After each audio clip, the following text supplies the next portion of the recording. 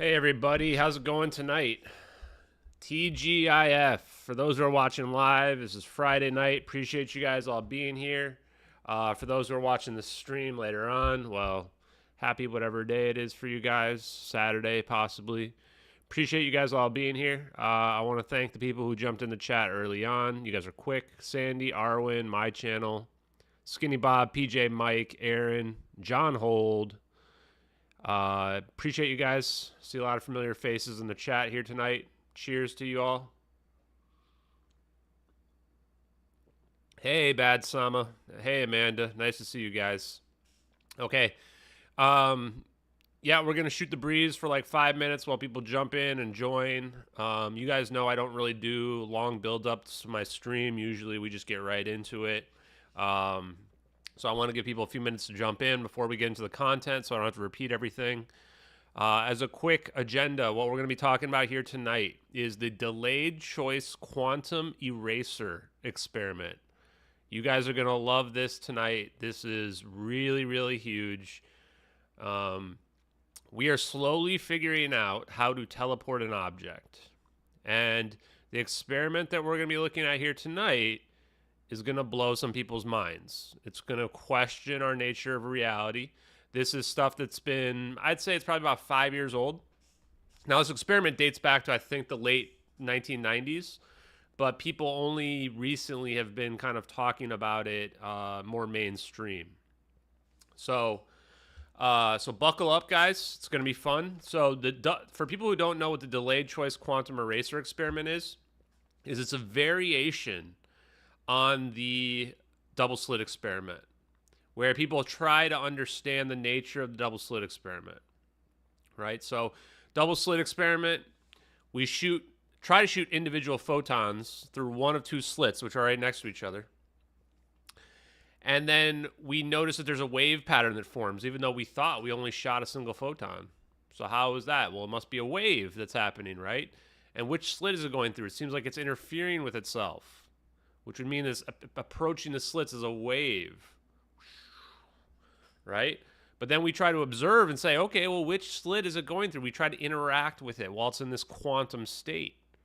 And what happens? It starts acting like a particle. It starts acting like an individual thing that's being shot through one of the two, right? So people looked at that and they were like, how's it doing that? Can we figure out how it's working? Maybe we can try to trick the system.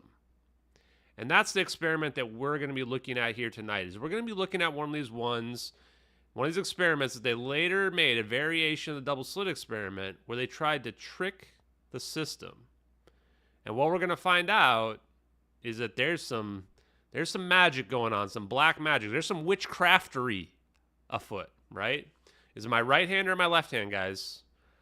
We got to have some witchcraft afoot here tonight, guys. So I've been studying the delayed choice quantum eraser experiment here for the last few days. I'm actually going to try to do it without a YouTube video tonight. And then we'll probably go back and we'll watch a few clips from one of these YouTube videos, just so you guys know I'm not making stuff up. Everybody's talking about me on Dark Journalist tonight. Really? If you have a clip or a link to that, I'd like to check that out. Maybe we'll look at that here in a little bit after this as well. It's funny. Why would people be talking about me now? I thought it's kind of... The whole point of retiring was so that people would stop talking about me. It seemed to have kind of an opposite effect.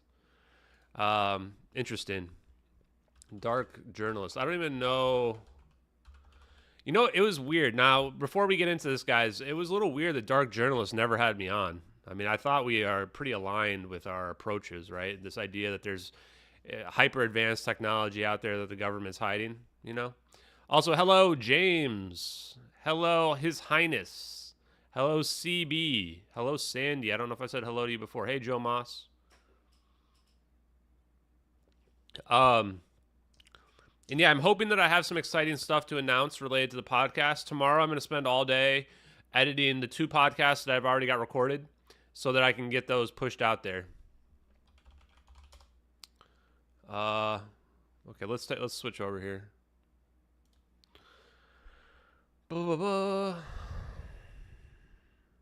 Is this? I don't even know which is Dark Journalist YouTube channel. Let's check this out, guys, before we jump into it. So if you're watching the recording, apologies. Why is it so hard to, like, do people just have bad search engine optimization? How come if I search for dark journalist, I just don't even find him on YouTube? Like dude doesn't even show up. Wait, did he get featured on something? Did he get featured on Vice News?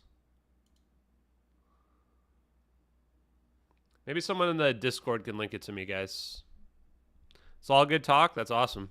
Yeah, I do want to talk to John Warner, the fourth, at some point as well. I think that he's somebody we've got a lot in common with. Is it not weird, guys, that I can't find Dark Journalist? Oh. Alien Scientist is live, too. Everybody's live. Oh, wow. So is Skyfire. There he is. Oh, he's live right there. 2,000 people are watching?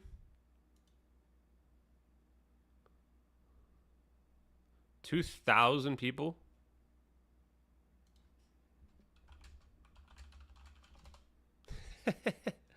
I'll pull this over to the other side, guys. That's crazy. Okay, guys, you guys can tell me what's going on with that. I'm gonna let's dig into this experiment we got going on here tonight. So I don't think it's gonna take as long.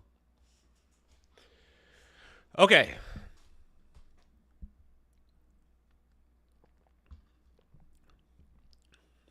Here's the deal, guys. Yeah, he keeps it dapper. He really does. With the hair, too. I don't know how he pulls this off, chat. I don't know how he pulls this off. I'm thinking about doing a new look as well. I don't know if I'm going to go for the cufflinks that he's got going on here. He always wears the same outfit, which is it's a decent move, right? Oh yeah, people are talking about me, huh? Interesting. But I think I may be rocking tonight. We're keeping it casual, but I may try to go to like a white shirt with a blazer with a jacket. Haven't decided. Okay. Back to the topic at hand, folks. What you came here for. Double slit experiment. So, first thing I'm going to do a little bit of a visualization of the double slit experiment. This is going to be ugly. Bear with me, guys. I don't have a lot of artistic talent, okay? Okay, so double slit experiment. We've got our photon shooting machine, okay? Photon shooting machine is going to shoot little photon guys out, okay? Little photons. We'll use orange for little photon guys.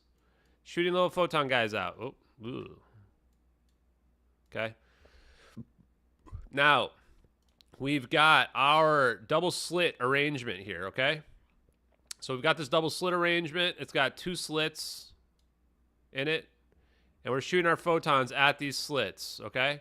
And then we've got our detector back here, okay? So photons are getting shot through here, and what we would expect if we're shooting these individual photon little guys out here, right, is we would expect that there would be two lines. Let me mark the lines in red. We would expect two lines like this, right? So it would match the two lines because we got to figure out which ones are going through, right? But that's not what happens, right? What happens instead? Why are my lines not disappearing? Oh man, not like this. Okay, we'll leave it like this. Instead, what happens is we get an interference pattern. So when we look at it, we get this interference pattern as if the waves were coming through. Okay, this is the double slit experiment. So we get this interference pattern. And then we say, well, that's weird. How can a single photon come through and create an interference pattern? Must be coming through as a wave. So then we say, okay, well, you know what? I'm going to set up a detector. And so now we say, okay, let's create a little detector guy. We'll make the blue guy the detector guy. So we say, you know what? I want to look. I'm going to set up a little looky guy here. Okay? It's going to be this purple thing. And this purple thing is going to try to look and figure out which of these two slits it's going through. And what happens when we do that? Oh boy, okay. That's really erasing it, huh? Instead, we just get the double slit again. Instead, the wave function breaks down. That's what we call it. Doesn't mean that's what's actually happening. We don't really understand what's happening. I mean, people try to, but we ultimately do not. And then the wave functions break down. Now, if these slits are, I think it's wider, then you don't necessarily get the double slit pattern. Instead, what happens is you get a fuzzy pattern. Okay, you just get like a circle, a fuzzy circle here. That's like, let's imagine this is filled in. Okay, you get something like this, fuzzy like this. Okay, you don't get a wave pattern though still, right? So there's two acceptable options for this: either two slits or this fuzzy pattern. Both of them the same. So physicists are smart. They looked at this and they went, huh, that doesn't make any sense. How is this happening? Let's conduct another experiment. They came up with the delayed choice quantum eraser experiment. Okay? The delayed choice quantum eraser experiment takes this to the next level. And this is where your mind's going to get blown, guys. And I'll probably try to pull some other diagrams up or we'll watch the video here, but I'm going to explain it to you first. So, same setup over here, right? We've got our photon shooter guy here, laser beam, whatever you want to call it, shooting the photons at the double slit plate. This first plate here is the double slit plate. This plate is BBO, barium something oxide. This is basically the thing that is our detector. Now, anything that's interacting with the wave function causes it to collapse. So this is causing the wave function to collapse. And now, not only is it doing that, but it's splitting the photon in two. So you may say, okay, what does it mean when it's splitting the photon in two? So we have two slits here. We have one right here where my mouse is, and we have one down here, the second one. So what's happening is one photon is going this way, or the split photons, and they're entangled. You can see the green here represents them. So either it's going to follow this path right here and hit this detector right here, or it's going to follow this path, this lower path here, right, and hit the detector here. At the same time, a entangled photon particle is going to split where the colors match. So if it hits the left slit, then it's going to go up this way, and it will also go down this way, okay? And then it's going to hit this second detector. So these two detectors here, and then we have these extra detectors. So the idea is if it goes through the left slit, it's going here, and it's going down here. If it goes through the right slit, then it's going to go through this one and hit this detector here, and then it's going to go through and hit this detector here. Now, because it already hits our watcher that we have right up here, the wave function is already broken down. So what happens here is that we get the single non-wave function. Or you can think of it as the two slits if you want. Maybe I'll bring paint back up, actually. Bring our MS Paint back up, guys. So when it hits this top one up here, where's my things? There. Okay. Shapes. We're going to get a pattern. We have this pattern here. And then what it's going to look like. Oops. Okay. Damn it. There's a little circle action. And then it's going to look like this. Okay. That's not. Okay. Well, it's going to look like a pattern like that. But that's equivalent to our slits. Okay. So it's the same thing that we saw before. But it's not going to have the interference pattern. Now. Make sure I say this correctly. The other thing that's important here is the length of the line here before it gets to where our detector is looking at it here is shorter here than it is over here. So what's going to happen is, first of all, ignore these other two detectors for a second and ignore this splitter. What's going to happen is as it comes through here, it's going to go to this detector here. And what's going to happen? We're going to get the same exact pattern that we get in detector 1. And if it goes through the right slit, we're going to get the same pattern in detector 3 that we get in detector 1 because we have entanglement happening. So whatever happens here is also going to happen here, which means that both of these should always get the non-broken, or they always broken down wave function, just a single circle or two slits, if you want to think of it, right? No wave function. Now, what this experiment does is it rebuilds the wave function. How does it do that? Great question. So we can see our photons here. Now, what they do is they add a prism here, 2 prisms. Now, when it comes through, when the entangled particle comes through this way, through the left slit, there's no path for it to get to detector 3.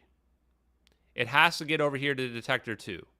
So in detector 2, the wave function is always broken down every single time. There's no other path for it to go to. It can never get to detector 3. However, when you add 2 prisms, now what this does is it means that if it comes through the top path, it hits this prism. Now it could either go straight forward to detector 2, or it can go to detector 5, or it can go down here to detector 4. Now, the bottom one. So detector 2 only has one input, right? The only way it can get to detector 2 is if it went through the left slit. The only way it can get to detector 3 is if it goes through the right slit. This way. That's the only way that's possible. And this is where it gets even weirder, everybody. Get ready for this. Did we have ads pop? Okay. Now, detector 4 and 5 have 2 different ways. Either of the 2 paths down here can get to detector 4 or detector 5, right? Because of these 2 prisms. So this prism means it can get to detector 2, but this top path can also get to detector 4, and it can also get to detector 5. Same with the bottom path. It can get to, only the bottom path can get to detector 3. The top path cannot. The orange path here cannot get to detector 3, but it can get to detector 5 and get to detector 4. So if we look at the output of detector 5, let's like erase, imagine like we're erasing all the rest of these. And we just look at detector 5, which path, which slit did the photon go through? We wouldn't know. There's no way to know, right? We only can tell, we can't tell which one it went through. It could have gone through this one or it could have gone through this one. Well, the universe also knows. And so when we look at the interference pattern on detector 4 and detector 5, we see a wave function. How can we see a wave function? How is that possible? The wave function already broke down over here. This one right here, when we look at it, the wave function is broken down, but it gets weirder. If you look at the entangled photons for the ones that hit detector 4 and detector 5, and their corresponding entangled pair, the pair also forms a wave function here as well. So, this is going to get even more bizarre. If you take the combination of what you find in detector 4, this wave function right here, and add it to what you find in detector 5, and overlay them on top of each other, it creates a full non-wave function pattern, just a full circle again. So you can notice how like what's here is missing from over here and what's here is missing from up here. That's because if you combine them together, you get the full circle pattern. The weirdest part is this. When this entangled photon hits detector number 1 up here, this green dot, when it hits detector number 1, it's still over here in the bottom path. It still hasn't even hit the crystal yet. If it hasn't hit the crystal yet, it shouldn't know where to go. But because it's entangled, it's already acting like it knows which detector it's going to go to. Isn't that crazy? So, for example, imagine, let's pull this up. I'm going to copy this real quick. Put this in Paint. Okay. So, imagine that our photon here, can I do a free draw? So our photon hits the detector on the right path. Okay, so it's on the right path. So it's either going to detector 3 or it's going to detector 4 or detector 5, and we don't know. Now imagine that the location that it hits is right here.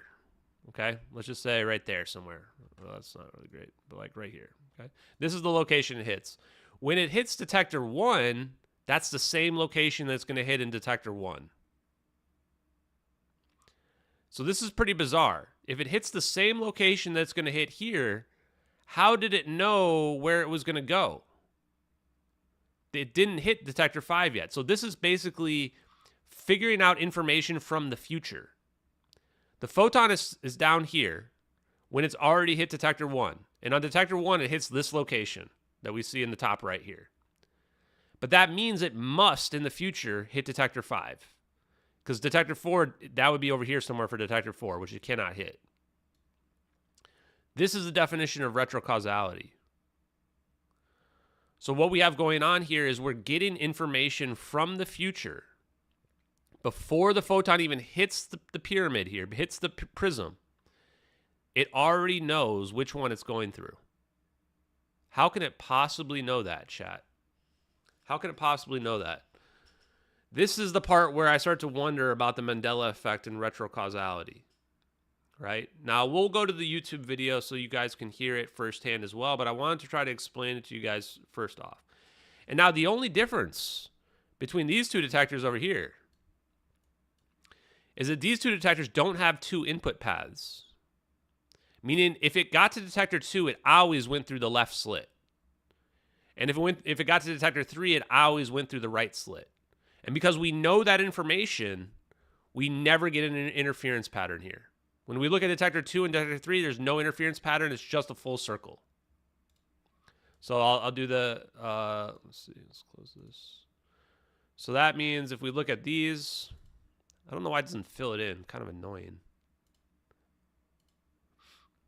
So if we were to look at a similar interference pattern on these, it's just going to look like a full, and this would be colored in circle here, as opposed to the interference pattern we see here. These will always look like this, just because there's only one path inward. Really weird, chat. Really weird. And then again, these two detectors here, even before it gets to the prism, it already knows which path in the future it's going to go down. Now the question here is can we change the past? This does not appear to be able to change the past, but it does tell us information about the future. Pretty bizarre, right? So it is kind of like seeing the future a little bit. Okay.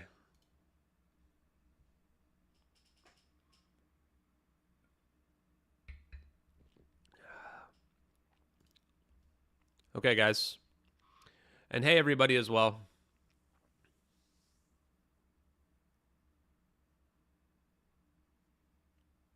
Oh, I'm sorry you got scammed in the chat. I know what that feels like. Feels bad. Okay, guys. Do you want to see? Let's take a look at the experiment in the video now. Now that I've given you guys the rundown of how it plays out, we're going to just go straight to this part. Oh, wait, there's no sound. Follow what's going on. The actual experimental setup is a little bit different. A pair of entangled photons with half the energy each of a crystal, which is referred to simply. Okay, so what's the BBO crystal called? Putting up a screen to see an. Okay, so here's your double slit, guys, and he's going to put the BBO crystal behind it, and that's going to be our thing. That's going to be our detector. That's what's going to break down the wave function for every single photon that goes through it. Interference pattern. We put a special optical device called a barium borate crystal. Barium borate crystal, which is referred to simply as a BBO crystal. It splits a single photon into a pair of entangled photons with half the energy each of the original. And this is done for every photon coming from either the left or right slit. So we're splitting those photons, but notice it hits detector 1 before it gets down here to this crystal. This is very important because this is the part where we determine that we are basically sending information to the future, I guess would be the way to think of it, right? Now there's a critical important point to note here which distinguishes this from the standard double slit experiment. The process of creating entangled photons effectively results in a measurement. In other words, the wave function of the photon. So what he's saying here is what I just mentioned is the moment that you entangle them with this BBO, this is breaking down the wave function. So what's happening here is by the fact that we made two different possible paths to detector 4 and detector 5, we rebuilt the wave function. So this experiment literally is rebuilding the wave function within detector 4 and detector 5 and splitting it in half, right? Half of it goes down here, half of it goes up here. We don't know which one it's going to go to. It could go to detector 4, it could go to detector 5. But it creates the interference wave pattern that we see when we look at the regular double slit experiment. So what have we done here? We took a deterministic situation where it's either going through the left or right, and we now have converted it to a probabilistic location. It's either in detector 5 or detector 4. We can't tell which one it's going to.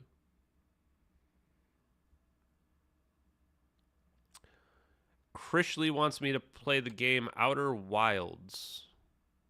Interesting. We may have to check that out after this. So that it is now a particle. And since the path from the top slit to detector 1 is slightly different than the path from detector 2, the which way information of the photon is known. This means that the pattern that will show up at detector 1 will always be a spread out pattern, not an interference pattern. Note that I said it will always show up this way and never as an interference pattern. It doesn't matter what happens at any of the other detectors. So why is it illustrated as changing depending on what happens at the other detectors? This is the center of the confusion. And to understand this... Okay, so here's the part where people are confused about it, okay? Was that what happens in detector 1 is accumulation of all the possible combinations from detector 2, 3, 4, and 5. So when you look at detector 1, if you just take all the times where you shoot the photons through, you're just going to get the circle, right? But if you were to only look at the times where it got to detector 5 and detector 4 and exclude all the other results, then detector 1 is going to show you the same wave pattern. Because whatever happens in detector 5 is also happening in detector 1 equivalently because it's entangled pairs. So this is the part where retrocausality can't be figured out, but the reality is this does not, the explanation he tries to put here does not actually debunk retrocausality. It has not been debunked. It is still technically possible based on what we're seeing here. There is no classical interpretation that makes sense of this experiment. You first have to understand what happens to the entangled pairs of the photons in the rest of the apparatus. So if we follow the entangled pairs from the top slit, we see that it hits a set of beam splitters which can randomly direct the photon to either detector 2, detector 4, or detector 5. If the photon goes to detector 2, it will show a spread out pattern because its path information is known, since the photon could only have come from the top slit. Similarly, the entangled pair... Yeah, so like I just mentioned, if it goes to detector 2, it had to have gone through the top slit or the left slit, however you want to look at it, right? Because there's no other path there. So whatever you're going to see in the pattern here is going to be a circle. So you're going to get a full circle option here. You're going to get the circle option in detector 1. Goes to detector 3, same thing. It had to have gone through the right slit. Circle, circle. If you look at detector 5 or detector 4, that's where you can get your wave function because of the crystals, which now make it so that we can't tell. So really, this is basically acting like a wave, getting to the double slit. Now it's acting like a particle. It's going to acting like a particle until it gets to our splitters here, and now it's going to act like a wave again, only if it goes to detector 5 or detector 4 through the random switcher. If it goes to detector 3 and detector 2, it's acting like a particle again. So we're literally changing the way the particle is acting just by adding in this random splitter after we've already converted it to a particle. Now it's again going to be acting like a wave. Wild. From the bottom slit hits a set of beam splitters which randomly directs the photon to either detector 3, detector 4, or detector 5. If the photon goes to detector 3, it will also show a spread out pattern because its path information is known. It could... So see, this is what I was talking about, is that the path information is known, so it's never going to show you a wave pattern here or an interference pattern. And that's going to match detector 1. Only have come from the bottom slit. What makes things interesting is what happens to the photons that don't end up at 2 or 3, but end up at detector 4 or 5. These photons are fed into a set of optical instruments that effectively merge the beam from the right and left slit into a single recombined beam. So when he says that they merge it into a single recombined beam, what he's saying is that the combination of detector 4 and 5 will create still the circle pattern. But individually, detector 4 and 5 will be split into two different wave functions. One half of each is one half of the full circle. Pretty weird. This is the eraser part of the experiment. It's called a Look at that. So you can actually see the opposite effects here, right? And so the eraser here is because it's erasing the particle function. Now it's reverting it back to the wave function, rebuilding the wave function, right? And we'll talk about the implications of this in a second. eraser because the photon's path or which way information in those two cases is erased. Hence the pattern. Yeah, so the path has been erased. Now we don't know which path it went down, right? If it makes it to detector 2, we know it went through the left path. If it makes it to detector 3, we know it went to the right path. But if it started and went through the right path here, we couldn't tell based on looking at detector 4 or 5 if it went through the left path or the right path. That information is now erased. Essentially, we have no way of knowing for sure which one it went through because we have two crystals here. Someone just think about how crazy this is, right? This is like we just set some crystals that randomize it, and now the universe is reacting to how we set this experiment up. If you were to just take these crystals away, we would have perfect information about which path it went through. But because we added crystals after we already broke down the wave function, it rebuilt the wave function. It's like the universe is saying, well, it can now be back into superposition again. It could have gone through the left one or the right one again.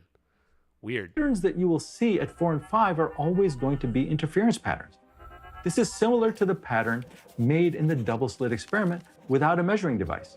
The two interference patterns from 4 and 5 look somewhat. Now, this is the crazy part again, right? Is that if you look at these two patterns here, the peaks of one wave is the valleys of the other, right? They fit together like perfectly, like puzzle pieces, right? Like this. Now you might ask, where does the confusion of retrocausality the photons end up there? Okay. But showing a different pattern, a spread out pattern, if the photons end up at D2 or D3. So this implies that what happens at D2, D3, D4, or D5 influences what happens at D1. But since Yeah, so what he just said there, whatever happens down here is influencing what happens in D1, right? So if the photon hits detector 5, then it's only going to hit one of these slit locations that you see that's output for detector 5, which means that whatever it hit in detector 1 is going to match that. That means if you were to compare the output of detector 5 for all the photons that made it to detector 5, you're going to have the same pattern in detector 1, which is where you see that wave pattern here again, right? Now, he tries to debunk it here, but he explains it incorrectly, which goes to show that this is a very complicated concept. So for the people in the chat who are saying, I need to watch it again, go ahead. You can see the stream here. I will go ahead and put it in the chat as well so that you guys can watch it on your own if you want to after this, because it may take several times to understand. Like I said, I've had to look through this for the last several days in order to really wrap my brain around how weird it is. But this does leave the door open for what we refer to as retrocausality. The idea that you can get information from the future to the past, to the present, however you want to think of it. Path to D1 is shorter than the path to any of the other detectors. The photons reach D1 before they reach D2, D3, D4, D5. So the implication is that the pattern at D1, which would be in the past, is being affected by what happens in the future at D2, D3, D4, or D5. So boom. So the key part here, right? This path till it gets to the crystal is longer than the path before it gets to detector 1. So remember, the speed of light is constant, at least through the vacuum of space-time as we know it. So while the photon gets here and gets to our detector number 1, it hasn't yet even gotten to the crystal. So it hasn't even made a choice on which of these detectors it's going to go to yet. It hasn't even made the choice yet. And yet, because we can glean information about where it lands in detector 1, we can figure out if it got to detector 5 or detector 4 because they're exact opposite wave patterns, right? This is mind-blowing. This is mind-blowing. So again, if it hits this part where it's green right here in detector 5, then we knew, or if it hits this part here, where in detector 5, on detector 1, like in the same location, we already know before it even gets to this crystal that it's going to end up going to detector 5. This is seeing the future. This is literally seeing the future. So let me represent this. I'm going to keep this up here one more time. So I want people to realize how mind-blowing this actually is, guys. So let's screenshot this. So if we have this pattern, so this is the pattern that means it went to detector 5, right? This pattern right here. Now, if we look at detector 1, right, and we see on detector 1 that the point that the photon hits is in one of these strips here, like this right here. If it hits right there in detector 1, so we look at detector 1 and we see the red dot goes right there, and it's in the exact location here, then what this means is by default, it couldn't have got to detector 4. But not only could it not have got to detector 4, because detector 4, that's a black spot right here, right? So we know for sure it couldn't have gotten detector 4. If on detector 1 it comes through and it hits that spot, we know it can't be detector 4 because detector 4 is black in that location, like this. So why is that crazy? That's crazy because the photon hasn't even got to the crystal yet. The photon's still over here somewhere because this path is shorter than this path. So we're gleaning information from the future. We know for sure it couldn't have gone to detector 4, but we haven't even got through the random prism yet. Right? So why is this important? Because now this is bringing up the idea that time is not linear, that we can manipulate time, and that also we can hold things in superposition where we can figure out where they're going to be in the future based on detecting something right now. This is very similar concept. I mean, this is the concept of quantum entanglement, quantum teleportation, right? And now all we need to do is do this at the macro scale level, and now you can have an airplane that seems like it's in one location, but ultimately could be in a different location, in a superposition location. We can take this same concept, and not exact same experiment, but the same concept, and now an object can be over here or it can be over here. And if we look and measure over here, detector 1, we know that the object's actually going to be showing up, or the entangled object is going to be showing up over here in, let's say, detector 5, right? You could almost argue this is a form of cloaking, right? Because now we don't know where an object is visually if we were to see it. This brings into question the whole nature of our reality. People have naturally been led to think that the interference pattern of the eraser will change the result on the original D1 screen. This is wrong.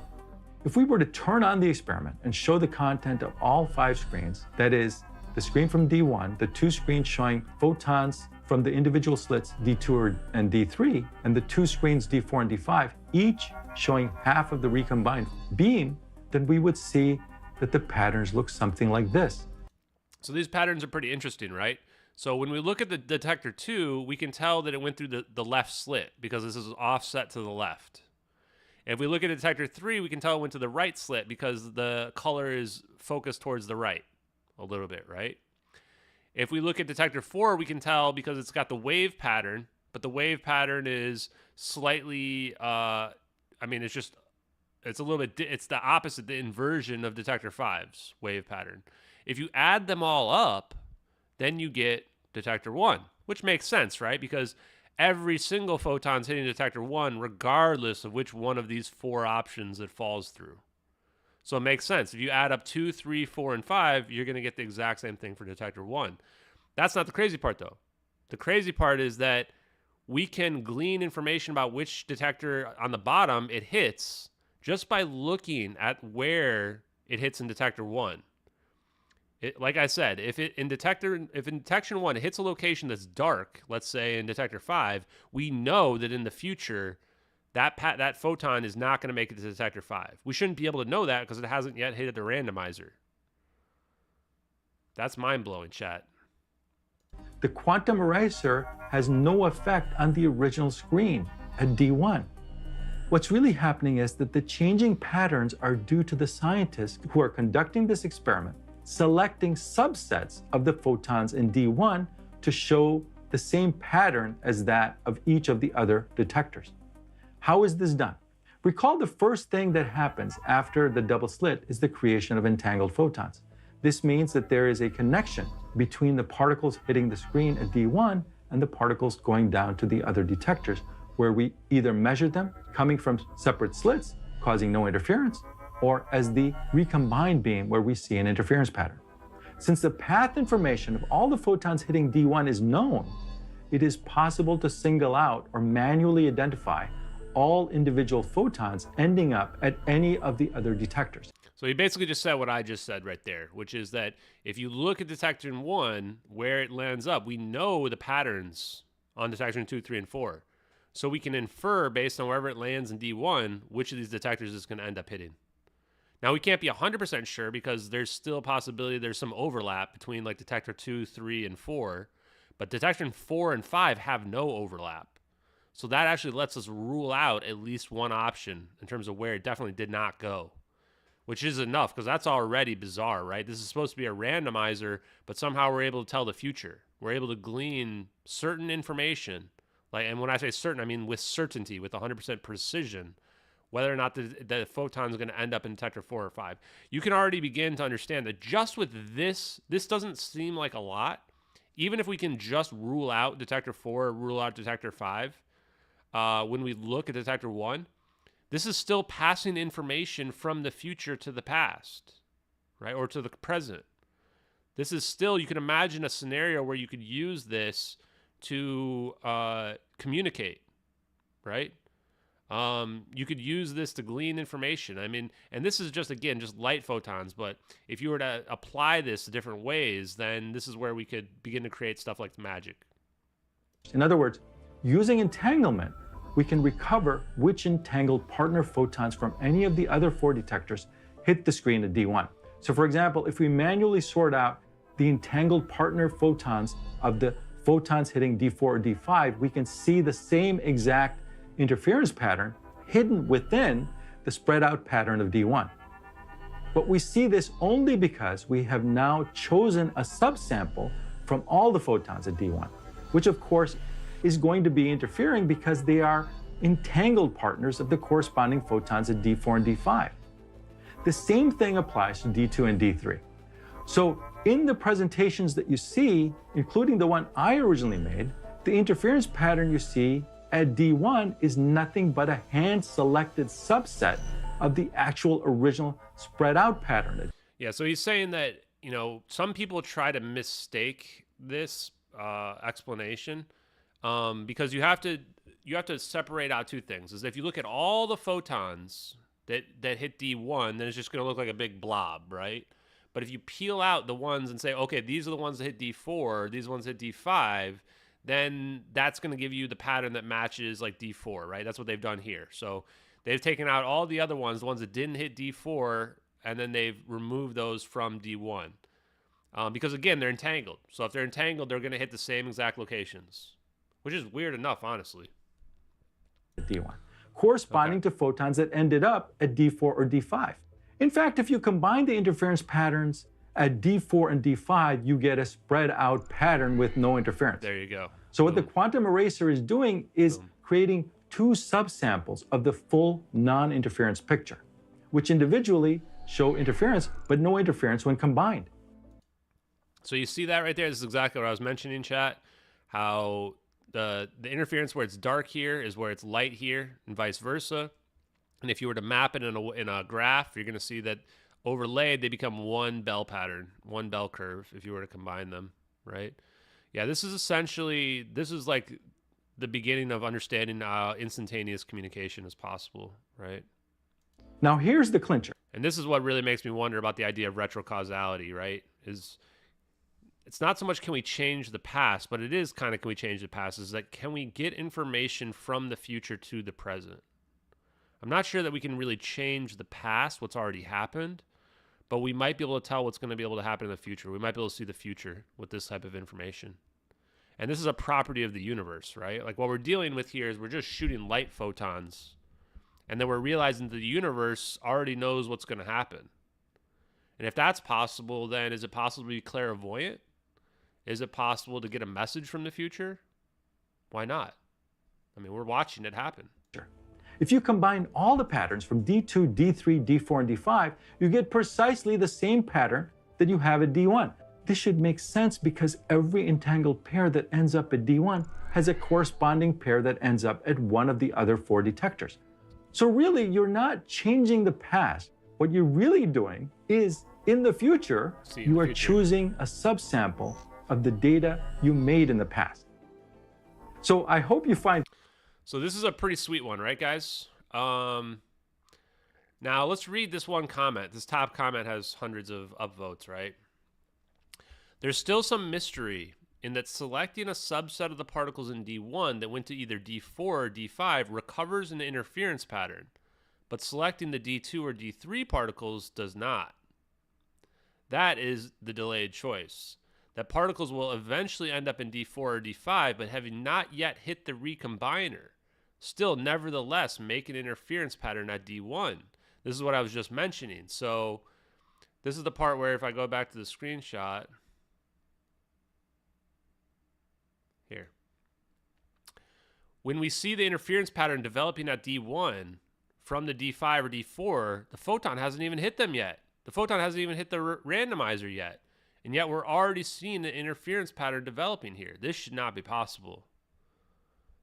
The future has not yet been determined, but somehow detector 1 already knows what the future is.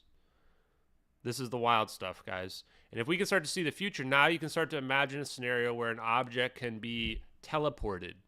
And again, this is why I don't like the term teleportation, because it's almost like an optical illusion being played out on our minds in real time. It's like a video game that hasn't rendered the environment yet, or it's rendering the future already. It already knows what's going to happen. This brings into question whether or not we even have free will, or if everything is predetermined. If detector 1 already knows that the photon's going to hit detector 5 before it even hits this crystal, then is the future, do we even have free will? Right?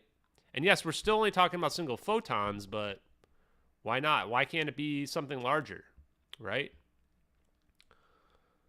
So now let's look at the MH370 videos. We haven't looked at these in a while.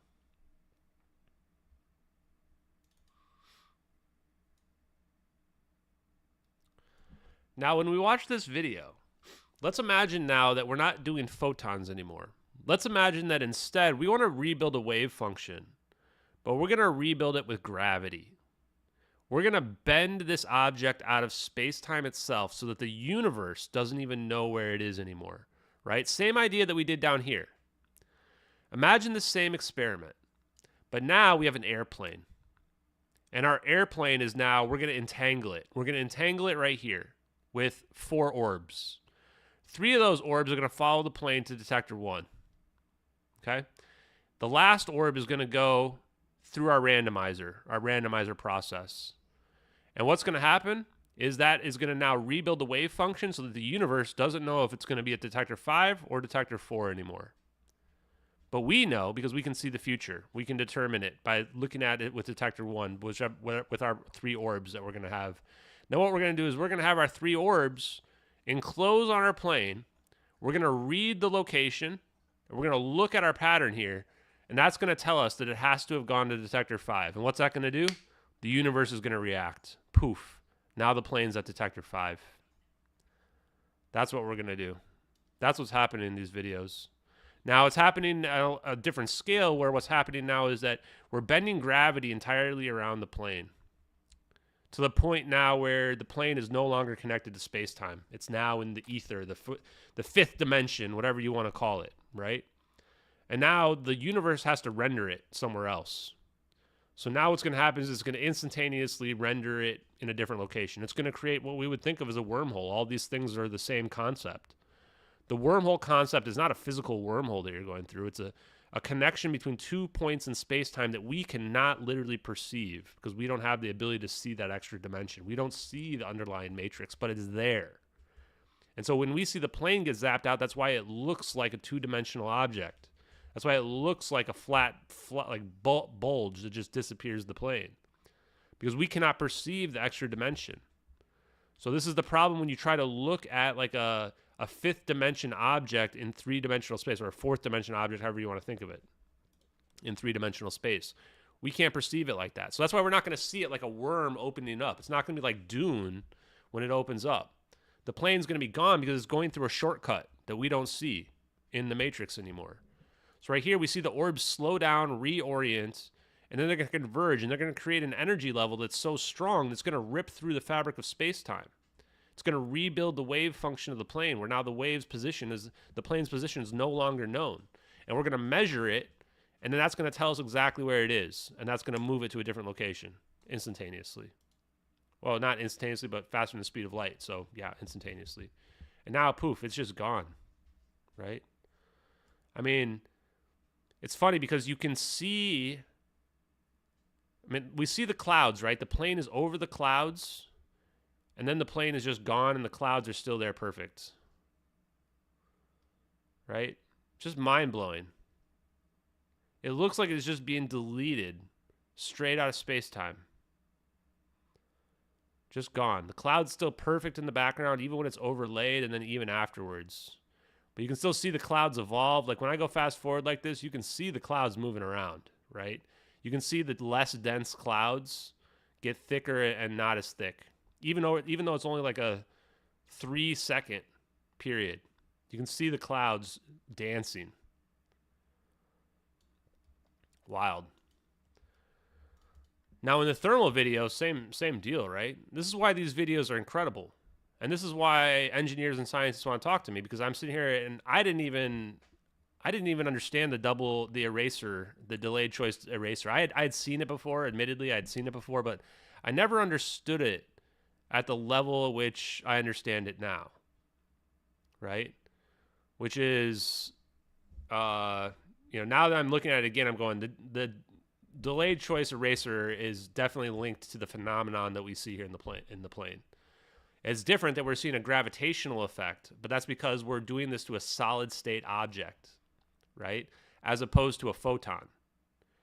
With a photon, we can just manipulate light, and then we can manipulate the crystals in which they go through the light. When we deal with a solid state object, we need to bend space-time around the object. Gravity manipulation. But gravity manipulation is not the right word for it, because what we're dealing with here is we're just kind of like deleting it from space-time itself. And when you reduce the mass of the object to 0, or you delete it from space-time, now gravity won't affect it anymore, right?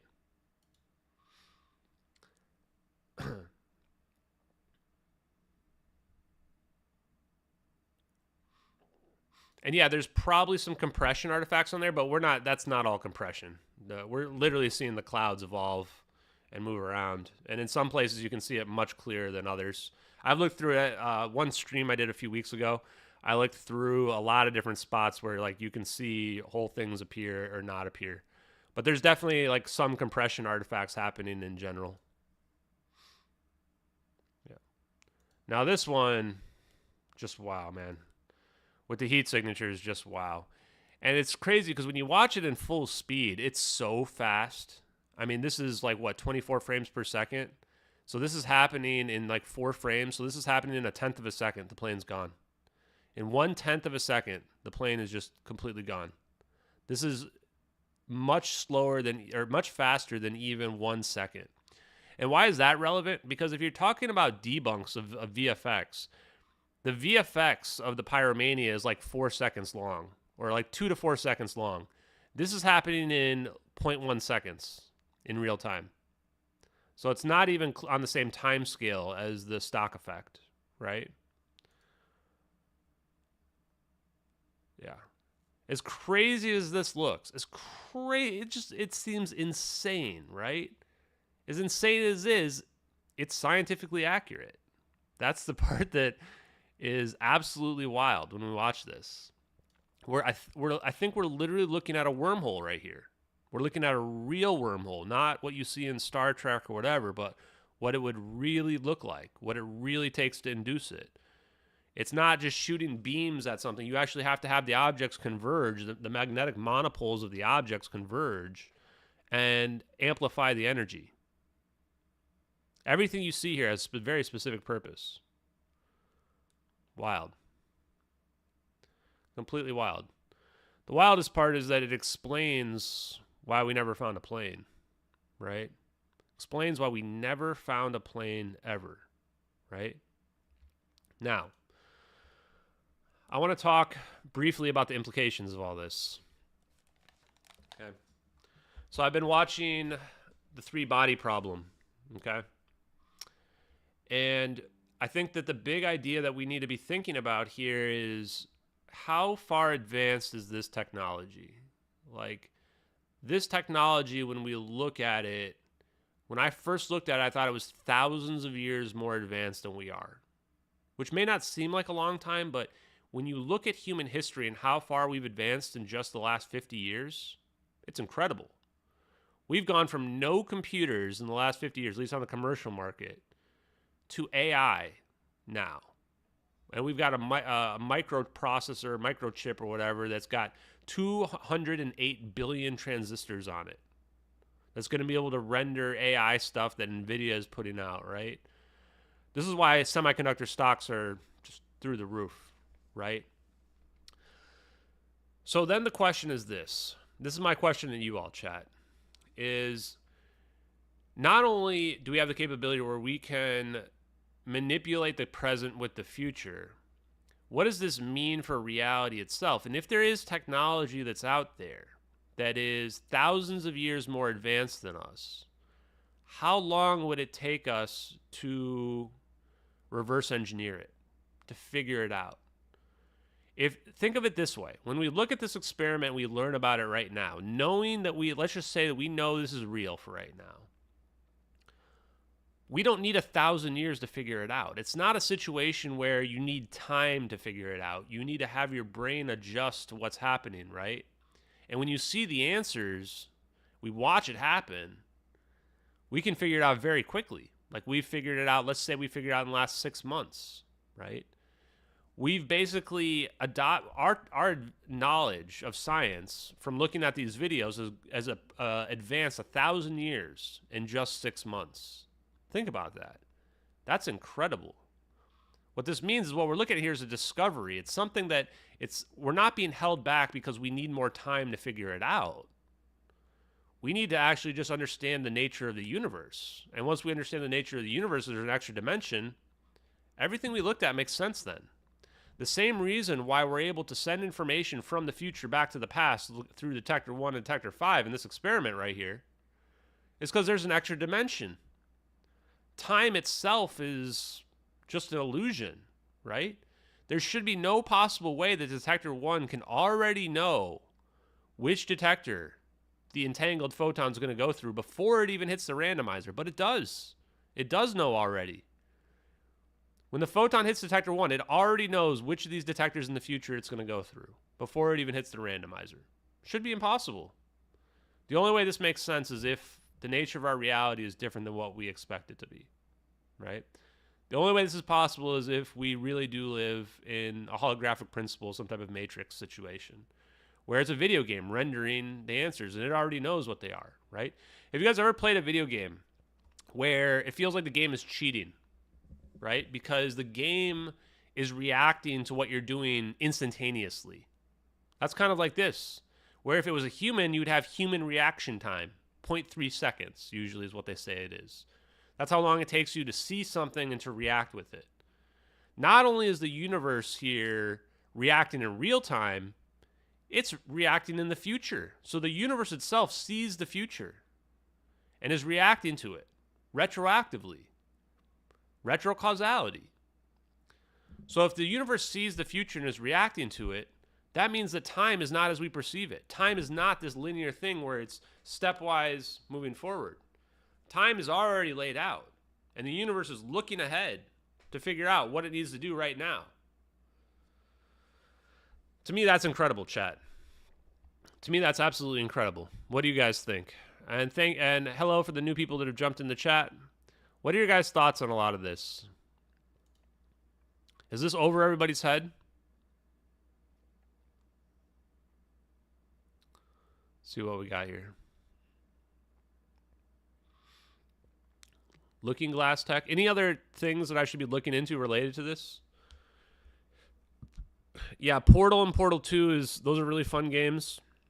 I definitely played Portal 2, where you can open up portals, shoot stuff through, watch it go through, figure out the puzzles. Oh, let's watch. I think there's a trailer for this. Outer Wilds.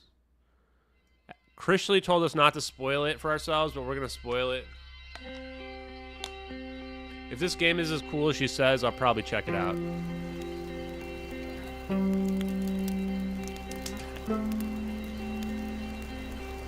Okay, this is a guy cooking. Well, that's weird. What's going on here? Who can tell what we're even looking at here?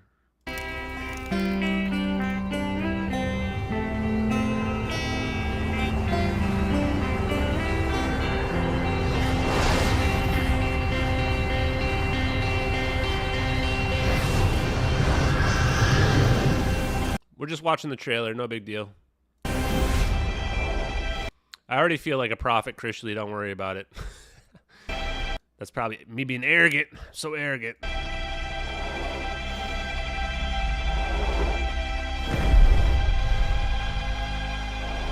So it looks like you're in some kind of spaceship, and then you land on a plane or planet or something.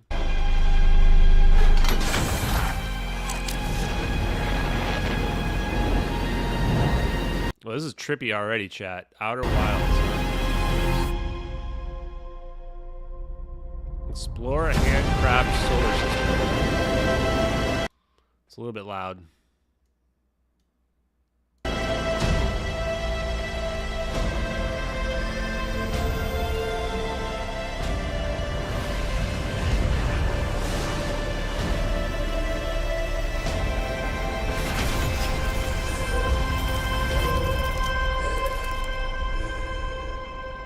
Yeah, I mean, it seems pretty cool. Music's pretty neat. I like the visuals for sure. Yeah, it looks like Raft or like what's the water one? What's that water one called, guys? Where they're just like in the ocean, you swim around. I don't remember what it's called. I used to watch streamers before I started doing all this. Interesting. Yeah, is it procedurally generated? 2008, 18. I mean, this was 6 years ago. Good question. Is it procedurally generated, Krishley? No crafting. It's just a huge quantum puzzle. Not bad. Yeah, I imagine. Let's look at it's procedurally generated.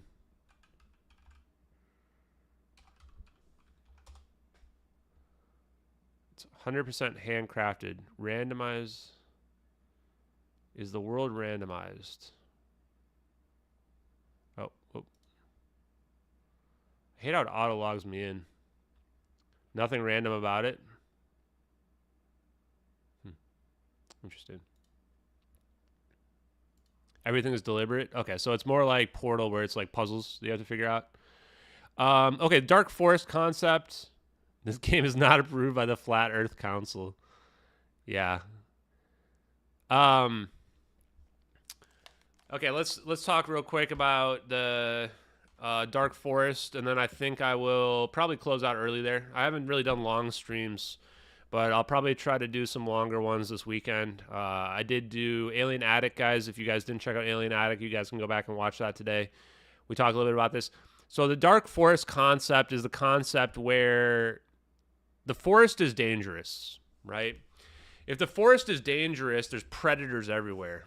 And if there's predators everywhere, then you don't want to get caught making noise. Because if you make any noise, the predators are going to come find you, right? And that's the same kind of concept that we might be experiencing here. Now, the reason why I don't like it is that the Earth is going to stick out like a sore thumb, right? We have a blue planet. And a blue planet is filled with life, technosignatures, biological processes happening with 6 billion human beings and basically an infinite number of creatures on the planet almost.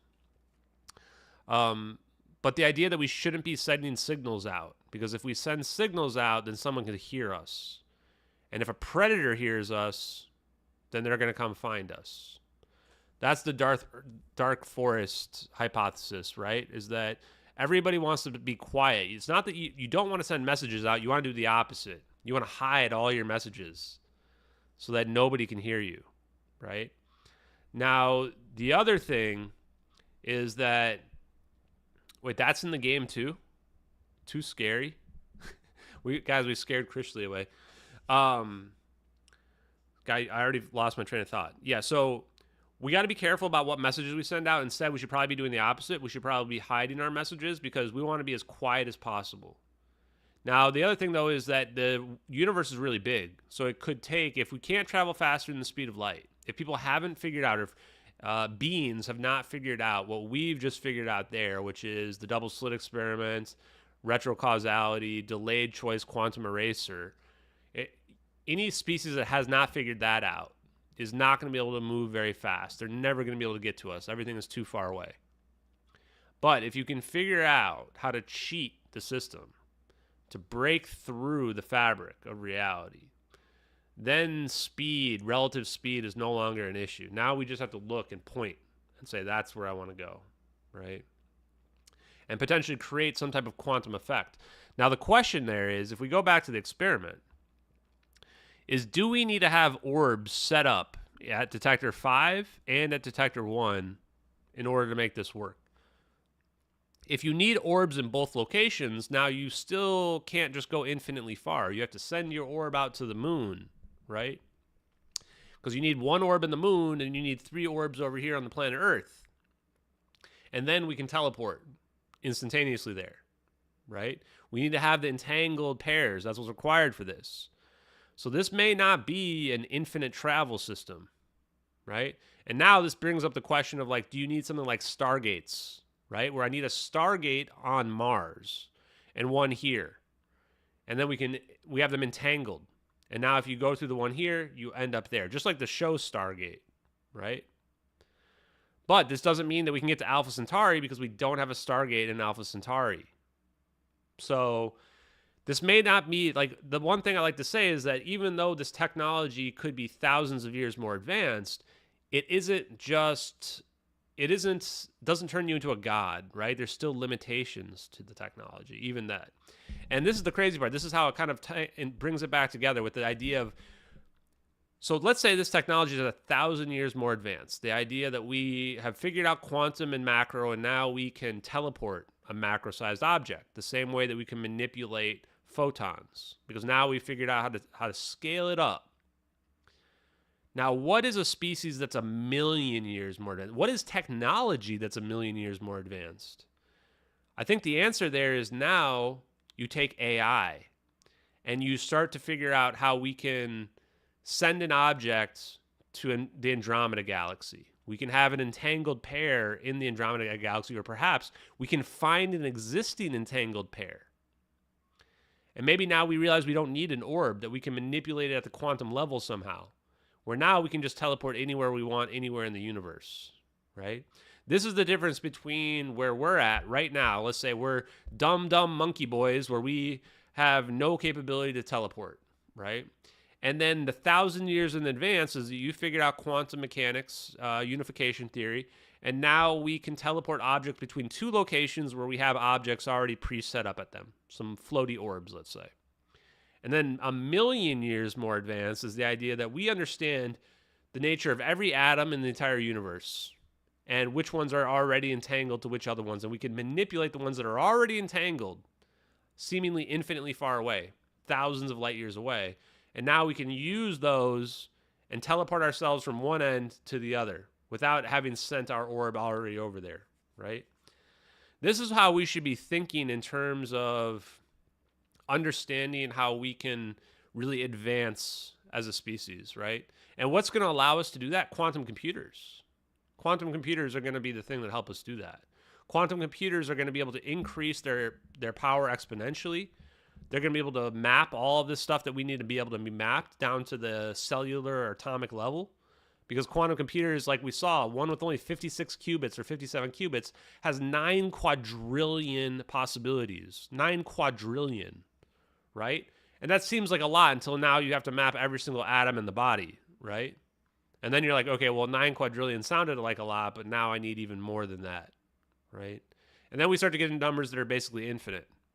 And this is where the part where we now can take our quantum and unification technology that we start to develop and start to turn it into stuff that's just beyond magic, basically beyond our comprehension right now. Incredible stuff, guys. And so, yeah, so Ranjiv, hey, welcome, buddy, says, what if you can find a particle that's entangled with another particle in the area you want to go, and then you can somehow create entanglement between more particles in both regions and make your own portal? Exactly, Ranjiv. Exactly, right? That's the technology that's like even beyond what we're talking about. We're simply talking about moving an object from point A to point B that's still on this earth. That's step one.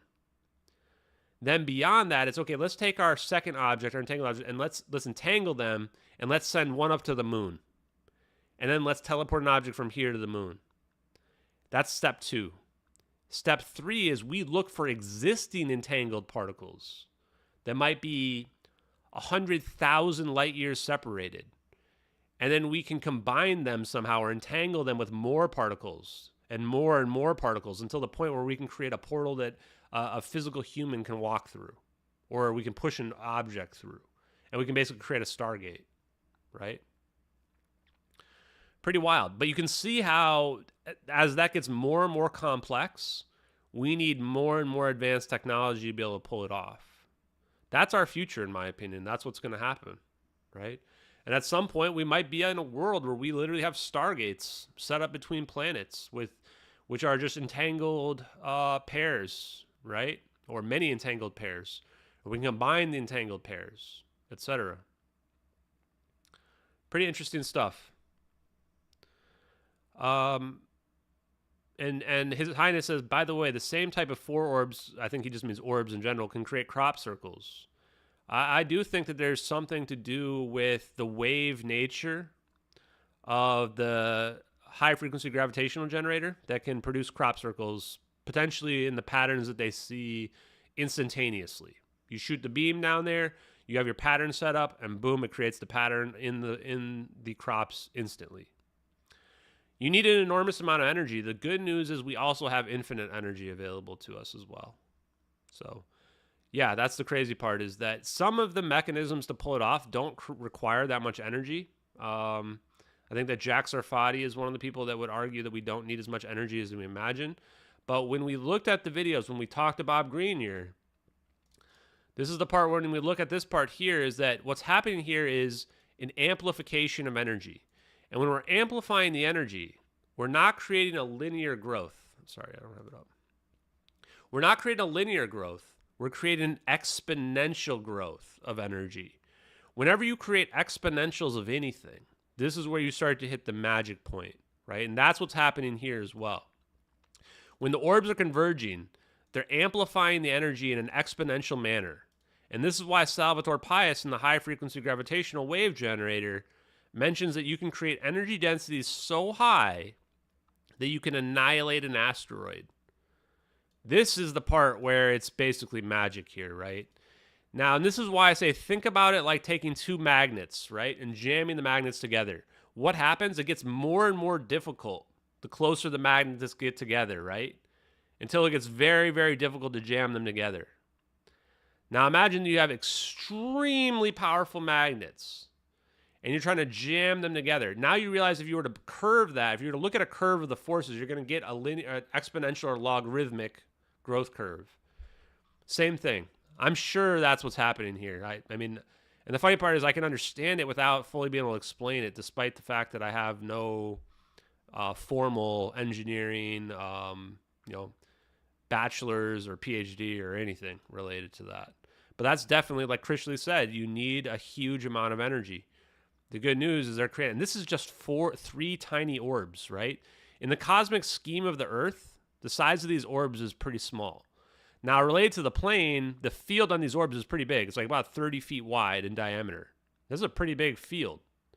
But in the cosmic scheme of our whole planet, this is tiny. Imagine if you scale this up, right? And then you create exponential growth of your energy reaction here. This is where you get to doomsday weapons. This is where we can create a black hole. This is where we might be able to create a Big Bang. Pretty incredible. Yeah, I believe the exponential function reaches a singularity where our current knowledge of physics breaks down. Exactly.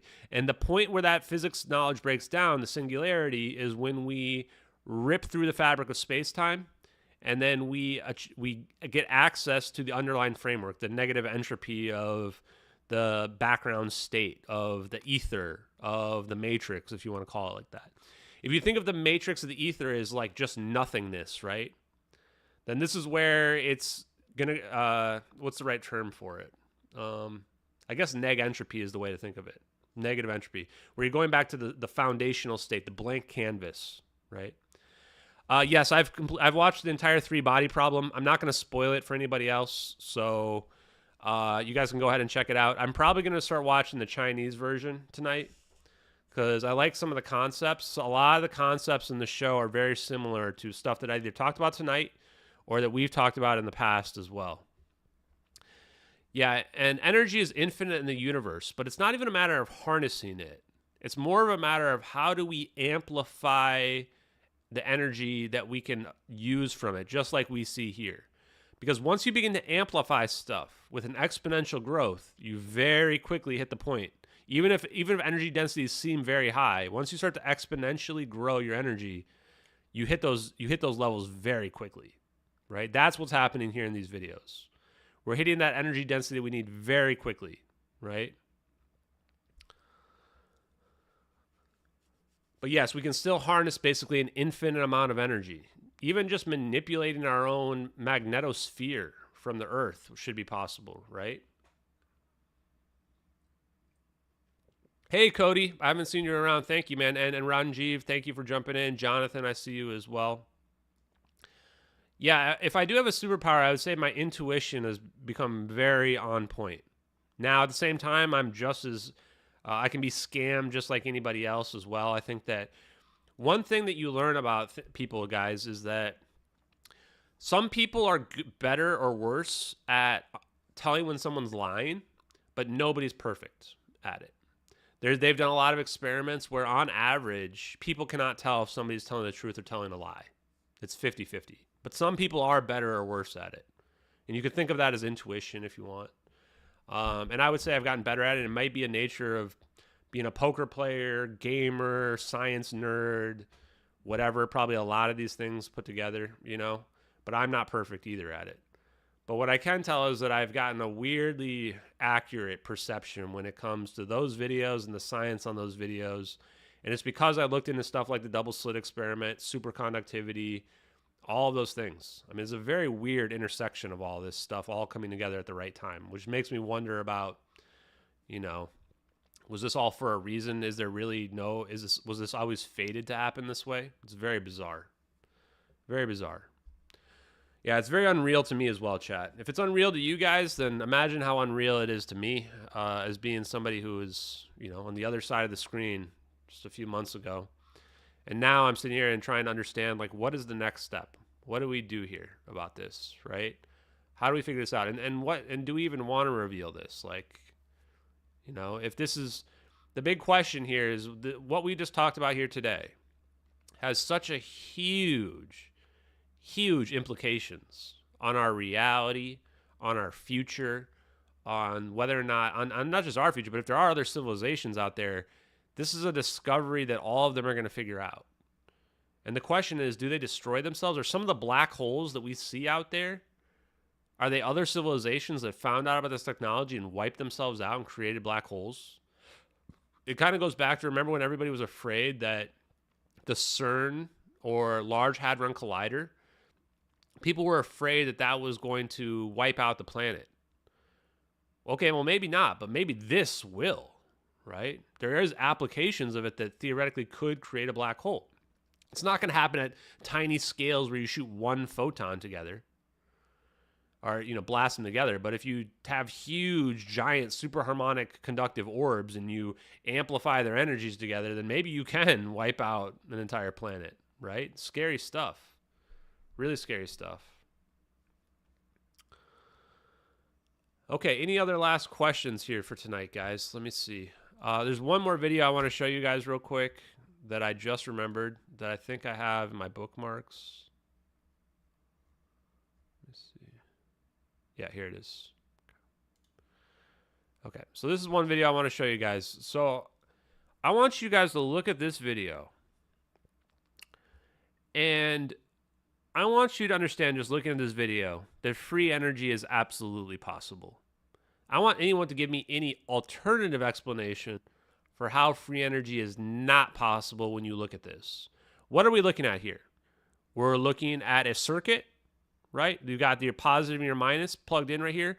We basically just have a drill or whatever here, some type of circular mechanism, a motor, if you want to think of it like that. And we've got two magnets here. Now, what we're going to do with these magnets, and we have these other magnets on this side as well, right? So that we can create a magnetic field here. And we're going to find the resonance here where the magnet, it's going to spin and it's going to perpetually spin. Once we get it to the exact right resonance and the exact right distance, this thing's going to spin perpetually. So really what we're doing here is we're looking for that resonance, right? Once you hit the sweet spot with the resonance, boom. Look how fast it's spinning. It's accelerating. Right? To me, this proves free energy is real. Right? Because it's not free. We're borrowing it. And now you can use this to power anything you want to power. Scale it up. Right? Why have just two magnets? Why just have one motor? Right? Scale it up.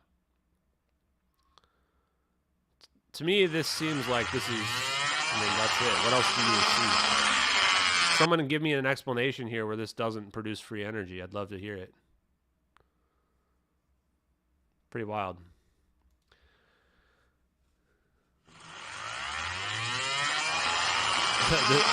Christian thinks I'm one of the Christian thinks I'm one of the developers of the game. No, I mean maybe I created the game in the future and then I sent the information to the past. Who knows, guys? Yeah, I'm going to go ahead and post the Brad Voorhees thing in the future thing. We're turning Chrisley into a believer, guys. She's going to be a believer here pretty soon. The crazy part is this isn't a religious thing. This is just I had my DMs open. Well, whatever. This is not a religious thing. This is just straight up science. Straight up science chat. Let me see. Are there any DMs I care about? Nah. We are going to set up a space with Jake where we're going to go over the Salvatore Pais patents, but I was just so busy this week. So we're going to go over that. And then people just send me about 1 million posts. Nothing important. No personal information in there. Yeah, that was just magnets. Anything else, guys? Yeah, 0 point. There's a lot of actual videos on YouTube about 0 point, but some of them are frauds for sure. It's hard to tell which ones are the real ones, but it seems like you can just look at that experiment with the magnets and you can tell that there's obviously a way to manipulate magnetic fields to get a motor to spin essentially perpetually, right? And this is the same as the Dreadco experiment. I'm 100% sure the Dreadco experiment, which is a perpetual motion machine that nobody knows the answer to or whatever, I'm sure it's using magnets, 100% sure. Hey, Castry, thank you very much. Yeah, appreciate it. Yeah, Castry, if you didn't check out the beginning of the stream, definitely check out the quantum eraser experiment. I mean, this is mind-blowing. There is definitely an extra dimension to our universe. There's no other explanation. How else can the universe already know what's going to happen in the future before a particle already gets to a randomizer, right? It already knows the outcome before it's even touched the randomizer. I mean, that begs the question of whether or not we even have free will, right? So quantum mechanics is the magic. General relativity is what we see on large scales that we can perceive and understand. And when we bring them together, that's where you start to get stuff that's our future. That's our technological future. We don't know everything there is to know right now because we haven't even figured out unification of quantum and macro. And once we figure that out, we can have quantum effects happening at the macroscopic scale. That's where we're going to start to be able to do magical stuff, guys. Should be fun. So yeah, as you guys saw from my DMs there, I am planning to set up a space with Jake Chansley. I think talking about the Salvatore Pais patents is extremely important because if we look at the high frequency gravitational wave generator, he talks about exactly all the stuff. Like I can see why now in retrospect, right? He wanted to talk to me. I mean, I'm sitting here talking about his patents, and I don't even know how they work. I didn't even know how they worked, chat. I didn't even know how it worked, and I'm sitting here talking about his patents, and I messaged him. He's like, "Oh yeah, we probably need to talk. I mean, you literally are mentioning my patents and how they work, right?" I mean, I'm just gonna read the abstract for this. A high-frequency gravitational wave generator, including a gas-filled shell with an outer shell surface, microwave emitters, sound generators, and acoustic vibration resonant gas-filled cavities. The outer shell surface is electrically charged and vibrated by microwave emitters to generate an electromagnetic field. The acoustic vibration resonant gas-filled cavities each have a cavity surface that can be electrically charged and vibrated by acoustic energy from the sound generators, such that an electromagnetic field is generated. The two acoustic vibration resonant gas-filled cavities are able to counterspin relative to each other to provide stability, and propagating gravitational field fluctuations are generated when the second electromagnetic field propagates through the first electromagnetic field. Now, why is this also weird, guys? This is very similar to the vortex, the thunderstorm generator, the vortex and the thunderstorm generator. He even mentions here two counter-rotating, right? Counter-spin relative to each other. That's counter-rotation. So this is now to the point where you might even have cold fusion happening here, right? And this is where Bob Greenyer, if you look at this, would say, okay, well, here's your monopole, and it's probably going to be a little offset, but now you're going to get your field like with your orbs here happening. And you're going to have this, what do they call it? Okana-Vasara or whatever is what you're going to be generating here. Now, the difference is from the atomic or the quantum level, we need something that can produce a gravitational warping effect, because we need to rebuild the wave function at the macroscopic level. And the way we do that is we manipulate space-time. And how do we manipulate space-time? Gravity manipulation, right? Electromagnetic waves. Pretty incredible. Okay, guys, where are we at here? I think I'm going to stop for tonight. Yeah, hour and a half. This was a good stream. I appreciate it. Sorry, I've only been doing shorter streams. I will probably try to do some longer ones. I'm going to get the Brad Voorhees. I'm going to edit that up just a little bit. I'm going to pull some clips from it as well, post them on my Twitter tomorrow. And then I'm going to get the Martin Gibson unification theory conversation edited as well. That's going to take a little bit longer. So both of those will be coming out in the next few days.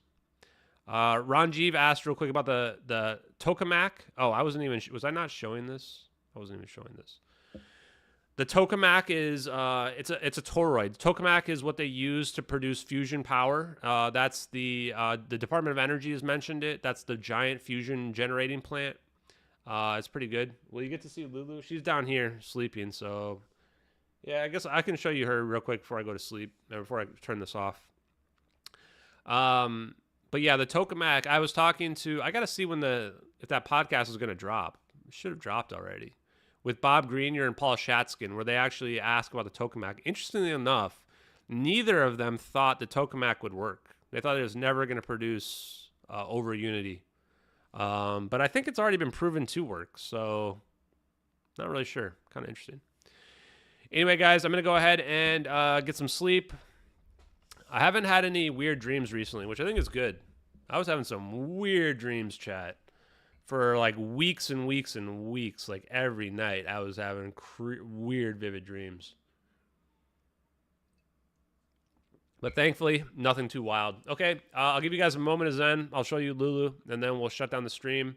Thanks, everybody, for watching tonight. Go ahead and check out the Skyfire News stream, maybe Dark Journalist. If you guys can find any clips from Dark Journalist where they're talking about me, go ahead and clip those for me and ping them at me on Twitter or DM them to me, and I'll post them on my Twitter channel. Okay, guys, here you go.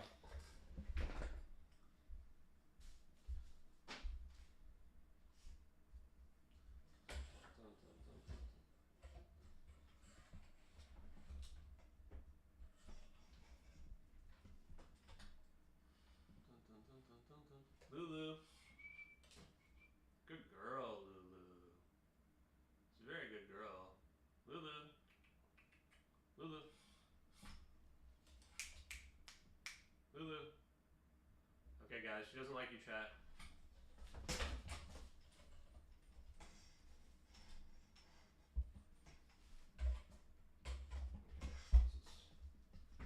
Chat, this is kind of a pain.